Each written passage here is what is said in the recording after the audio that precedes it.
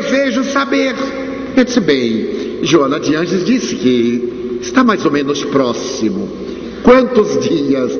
Eu disse: mãe, isso não é título bancário, que tem o prazo. Quantos dias? Ela disse: muito em breve. O que é que você interpreta por muito em breve? Eu digo: bem, uma coisa que oscila de 10 dias a 30 dias. Ele disse: muito bem, meu filho, eu vou colocar os últimos paninhos e deixo para você fechar a mala. Ela foi acometida de uma pneumonia e naturalmente foi necessário ser entubada. Quando estava praticamente recebendo vida artificial, ela olhou, me sorriu, fez um pré-coma. O médico desentubou-a e logo depois ela abriu os olhos verdes como duas esmeraldas e me disse: meu filho, seu pai, seus irmãos, nós éramos 13, 8 deles estavam desencarnados, estão aqui me esperando.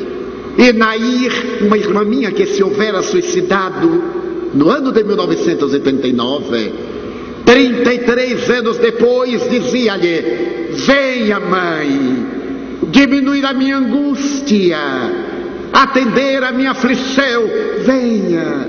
Eu me vou, meu filho, mas assim que eu me recupere, eu retornarei. Então, emocionado, eu disse: mãe, não volte. A sua vida foi um sacerdócio de amor. A senhora exerceu um messianato de abnegação. Não volte mais. Os espíritos dizem-me que está reservado para a senhora um lugar de felicidade. E ela disse: meu filho, que felicidade pode experimentar uma mãe estando no paraíso e sabendo que seus filhos continuam na terra chorando e sofrendo, enquanto você e suas 2 irmãs, mais velhas do que eu, estiverem aqui, eu estarei ao lado para participar das suas alegrias, para chorar com as suas lágrimas, para interceder a Deus por vocês. Eu voltarei, meu filho. Até logo. Fechou os olhos e eu via desprender-se da matéria. Primeiro os pés.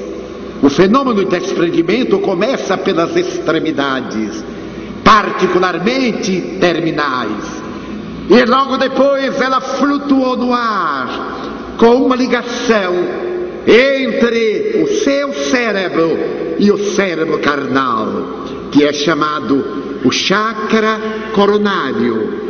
Não como nós vemos em determinadas alegorias.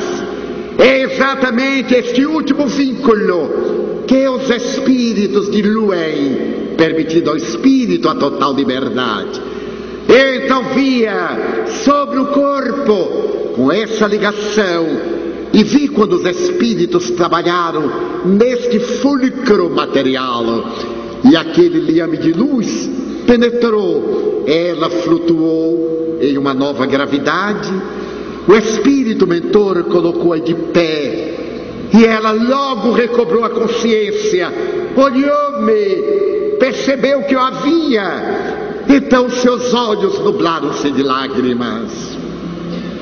Quando ela estava na terra, eu costumava contar-lhe a vida dos grandes mártires e dos grandes santos, particularmente Santa Teresa d'Ávila e São Francisco de Assis.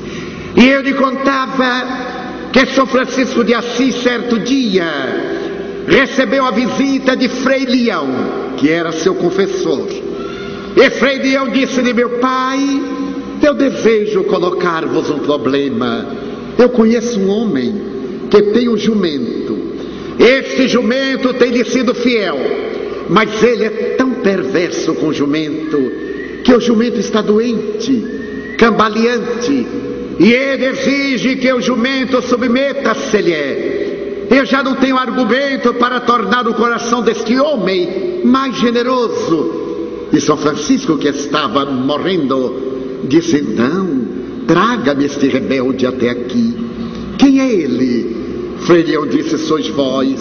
Vós tendes em vosso corpo o vosso jumento. Esse jumento vos tem conduzido há mais de 40 anos.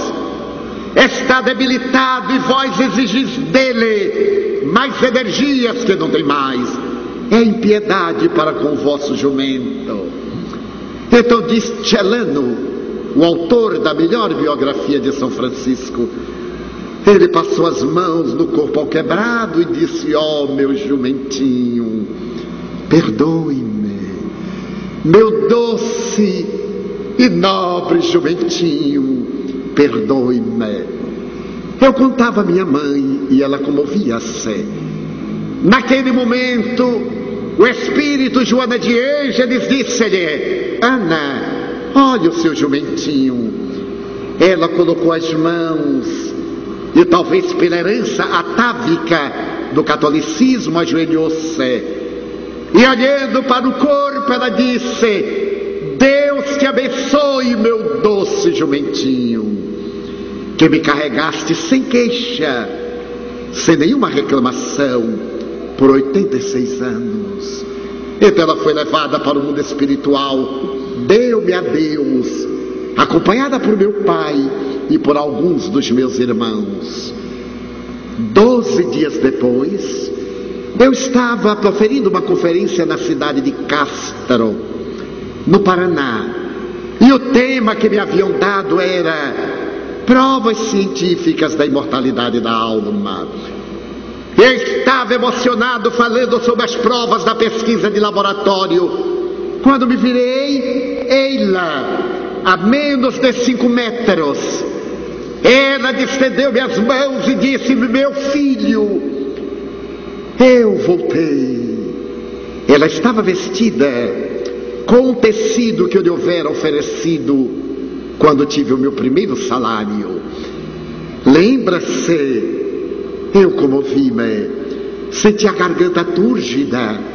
Ela então me disse: fale, meu filho, cante a imortalidade da alma, diga que ninguém morre.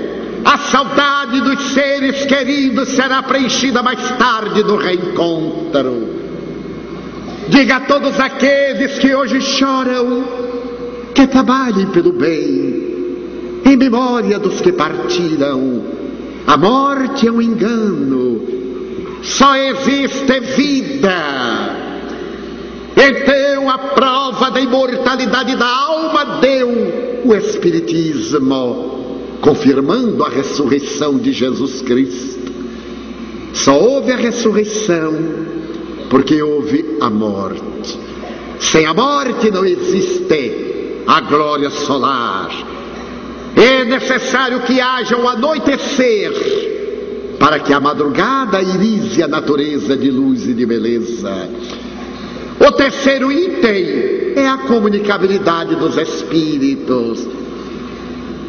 Eles sempre comunicaram-se com as criaturas humanas, em todas as épocas, desde as mais recuadas. Nos estudos da paleontologia, encontram-se referências fósseis, demonstrando que o homem primitivo, do período paleolítico, já acreditava na comunicabilidade dos espíritos das cavernas. As pinturas rupestres falam da imortalidade e da comunicabilidade da alma. E nós vamos encontrar no Evangelho de Jesus as mais belas referências, de tal forma que ele foi chamado o Senhor dos Espíritos. A sua vida foi anunciada pelos seres imortais através dos profetas. Ele próprio comunicou-se com as várias entidades, procurando demonstrar o seu poder sobre aqueles que eram inferiores e a sua superioridade diante dos pais da raça, Moisés e Elias. E depois da sua morte retornou e prossegue retornando. É técnica a informação de que uma das últimas aparições de Jesus teria acontecido no ano de 1950, ao Papa Pio XII, por ocasião daquele ano santo. O Papa Pio XII, o antigo cardeal Eugênio Pacelli, que se comunicara com o espírito do Papa Pio X, referir-se-á na sua homilia que Jesus lhe houvera aparecido naquele dia do ano santo para proclamar às criaturas humanas a paz, a concórdia.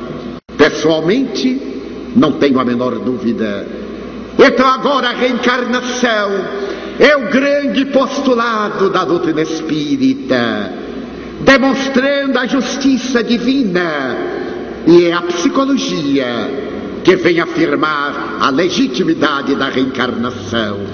As enfermidades de natureza degenerativa, as doenças infecto-contagiosas, os transtornos de emotividade, as psicoses profundas, sempre têm gênese na criatura orgânica, diz a medicina tradicional materialista. Ao Espiritismo coube a tarefa de dizer que não existem doenças, existem doentes. Tese defendida pela Organização Mundial de Saúde.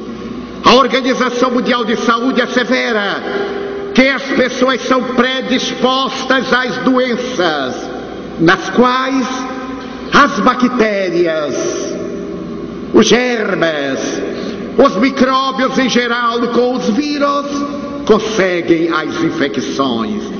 O Espiritismo advoga que as nossas doenças procedem da alma. E hoje, graças à terapia de vidas passadas, ou existências passadas, prova e demonstra que na loucura, da grande psicopatologia da loucura, há interferências espirituais, as obsessões, sejam no transtorno do pânico, no distúrbio da área da afetividade bipolar ou depressão, na esquizofrenia, no autismo, na hebefrenia, no catatonismo. Sempre há uma ingerência de um ser espiritual que desencadeou a problemática ou que a vem piorando. E o Espiritismo, que apoia a ciência médica e não veio para competir com ela, através de uma terapêutica alternativa, a terapia bioenergética, os passes, a água fluidificada, a psicoterapia do otimismo do Evangelho, as reuniões de desobsessão, conseguem libertar as criaturas das amarras tormentosas, das aflições. Por isso que a doutrina espírita tem como fundamento a reencarnação. E na pluralidade dos mundos habitados, pergunta Isaac Asimov, o grande astrônomo russo, como conceber-se que neste universo de tanta pulsação somente a Terra fosse habitada? Qual o privilégio? Se se fizer uma análise a respeito das condições atmosféricas prováveis em nossa Via Láctea, 3% dos planetas teriam as mesmas condições mesológicas da Terra, proporcionando a habitabilidade semelhante a nós. Ora, 3%, o que daria aproximadamente 6 bilhões de planetas. Mas como a vida não é somente física, ela se expande no universo, é óbvio, e estão de acordo os mais modernos cientistas, que haja vida de outra forma em diferentes estágios do universo. Se por acaso nós não conhecêssemos as brânquias e a traqueia, não poderíamos conceber que houvesse vida subaquática, que houvesse seres que respirassem na intimidade das águas e fora delas, graças a equipamentos especiais, nós que temos apenas a câmara pulmonar.